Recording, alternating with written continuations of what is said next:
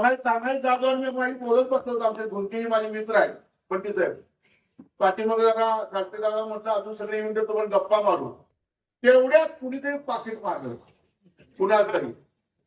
5,000 रुपये मारले गेले. बहिणींना उपस्थित बहिणींना विषयचा संपले. 5,000 मारले गेले. मी पोलिसांना फोन केला. तो माणूस दयावा करत होता. मी आता जाऊ कसं, मला गावाला जायचे, मला पैसे नाही, पाकिट मारलं गेलं माझं.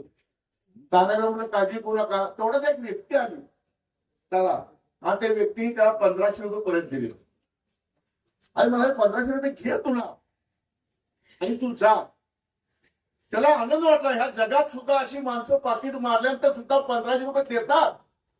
आणि नंतर शेजारच्याने सांगितलं, अरे तो माहितीचा कार्यकर्ता होता, तुझं 5,000 पाकिट मारलं आणि तुला 1,500 रुपये. ताई तू हसलीस तू. मतदान करताना विचार करा. आमच्या भाऊजीच्या खिशातनं 10,500 रुपये काढून घेतलेत आणि तुम्हाला 1,500 रुपये दिलेत, हे तुम्ही विसरू नका. आमच्या दाजी आता आमच्या नावाने काय म्हणतात सर पुण्यात, तर ह्याचा विचार करा तुम्ही. तुम्हाला दिलेत, वाईट वाटायचं कारण नाही आपल्याला. ठीक आहे, दिले तुम्हाला, त्यामुळे दुःख नाही.